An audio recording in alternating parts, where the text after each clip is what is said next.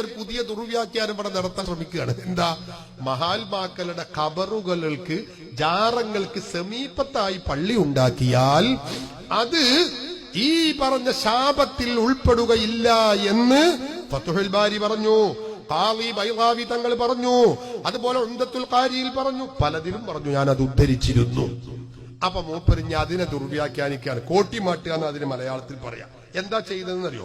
അതിനിപ്പോ എന്താ അത്ര പറയാനുള്ളത്? നമ്മളെ നാട്ടിലെ പള്ളിയൊക്കെ അങ്ങനെ തന്നെയല്ലേ? നമ്മളെ നാട്ടിലെ പള്ളി ഇതൊക്കെ ഖബർസ്ഥാനോടനുബന്ധിച്ചല്ലുള്ളത്. മയ്യത്ത് മറവ് ചെയ്യുന്ന മദ്ഫൻ ഉണ്ടാവുമല്ലോ, ആ മറവ് ചെയ്യുന്ന സ്ഥലത്തുള്ള പള്ളിയൊക്കെ അങ്ങനെ തന്നെയല്ലേ? ഖബറിനോട് ചേർന്ന് നിൽക്കുന്നത് തന്നെയല്ലേ? അതിന് കുഴപ്പമുണ്ടെന്ന് ഞങ്ങൾ ആരെങ്കിലും പറഞ്ഞിട്ടുണ്ടോ? എങ്ങനെയുണ്ട്? അപ്പൊ ഈ മുന്നിലിരിക്കുന്ന സാധു മുജാഹിദുകൾ, ഞാൻ അവരെ കുറ്റപ്പെടുത്തൂല കേട്ടോ, അവർക്ക് വിവരമില്ലാത്തത് കൊണ്ടാണ്. ഈ മൗലവി ആലിമുല്ലല്ലാമയാണെന്ന് ഇവര് വിശ്വസിച്ചത് കൊണ്ടാണ്. സാധു മനുഷ്യരാണ് അവർ.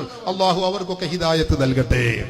സത്യം സത്യമായി മനസ്സിലാക്കാനുള്ള ബുദ്ധിശക്തി അള്ളാഹു നൽകട്ടെ.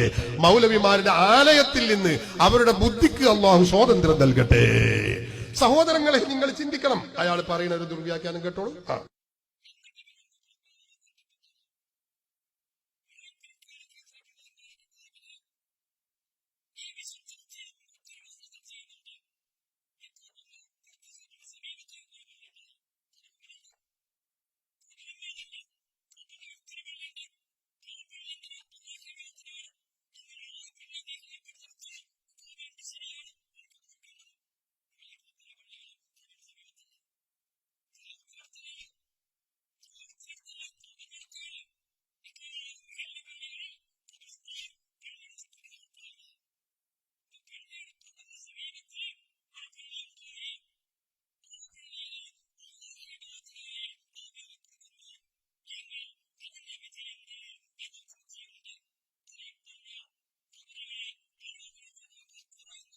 പെടുമോ പെടൂലേ?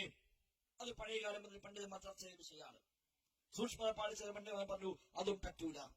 ചിലരെ പറഞ്ഞു അല്ല, അത് ഖബറുമായി ബന്ധമല്ലോ, സമീപത്തിലേക്ക് ഒരു പള്ളിയല്ലേ, അത് വിരോധമില്ല. പല ചർച്ചകൾ നടക്കുന്നു. കേട്ടില്ലെങ്കിൽ അപ്പൊ വളരെ ലളിതായി മൂപ്പര് ഖബറിന്റെ മഖാമിനോട് അറ്റാച്ച് ചെയ്ത പള്ളികൾ, ആ പള്ളികൾ ഉണ്ടാക്കുന്നത് ഇതിൽ പെടൂലാന്നാ അയിമ്മത്തുകളൊക്കെ പറയുന്നത്. മൂപ്പർ അത് കോട്ടിമാട്ടിയിട്ട് പറഞ്ഞത് എന്താ അറിയോ? നമ്മളെ നാട്ടിലൊക്കെ അങ്ങനെ തന്നെയല്ലേ ഖബറുകൾ, അതിന്റെ അടുത്ത് തന്നെയല്ലേ പള്ളി. അങ്ങനെ ഒരു പള്ളി ഉണ്ടാക്കിയാൽ കുഴപ്പമില്ല, അതിൽ പാർക്കാ തർക്കമുള്ളത്. എന്നാ അതന്നെയാണ് നിങ്ങളെ തർക്കം. ഞാൻ ഇവിടെ പറഞ്ഞ ഉദ്ധരണി സാധു മനുഷ്യർക്ക് മുജാഹിദുകൾക്ക് അറിയില്ലല്ലോ. ഞാൻ വായിച്ചു തരാ, കേട്ടോളൂ.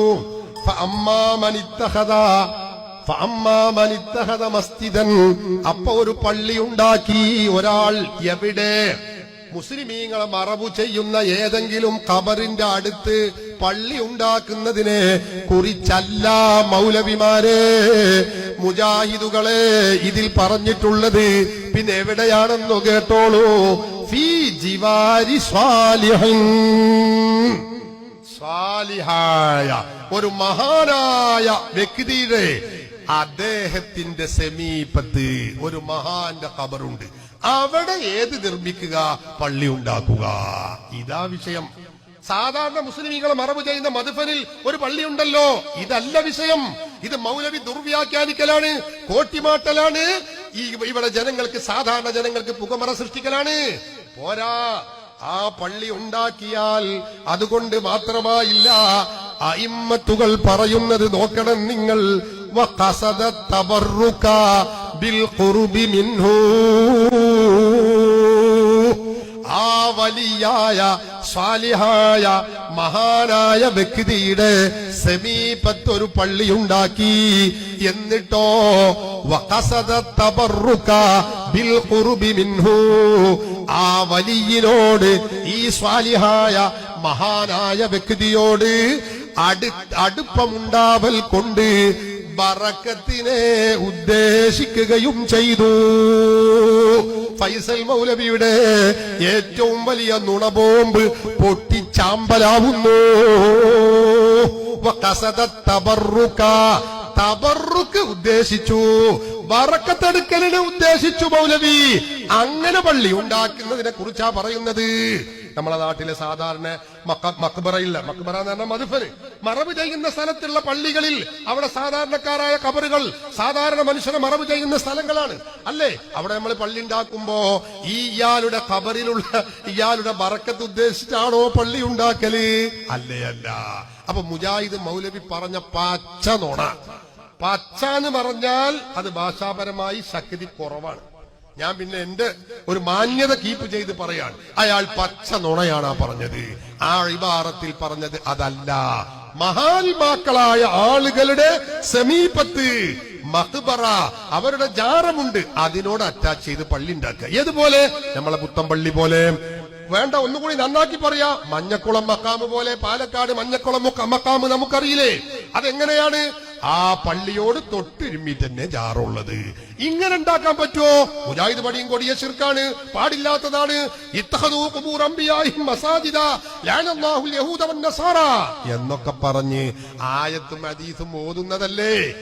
എന്നാൽ അയിമ്മത്ത് പറയുന്നു കുഴപ്പമില്ല. അപ്പൊ കിതാബുകളിൽ പറയുന്ന വിഷയം അത് ഇതൊന്നുമല്ല. പിന്നെ ഏതാ അത്? സാധാരണ നമ്മളെ നാട്ടിൻപുറങ്ങളിലുള്ള മറവ് ചെയ്യുന്ന സ്ഥലങ്ങളിലുള്ള പള്ളിയെ കുറിച്ചാണ്. ആ പരിപ്പ് ഇവിടെ വേവൂല, മനസ്സിലായോ?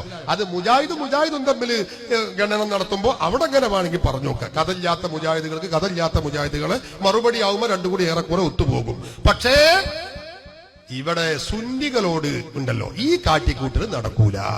അപ്പോ അയാൾ ചെയ്ത് വലിയ കള്ളത്തരമാണ്, വങ്കത്തമാണ്.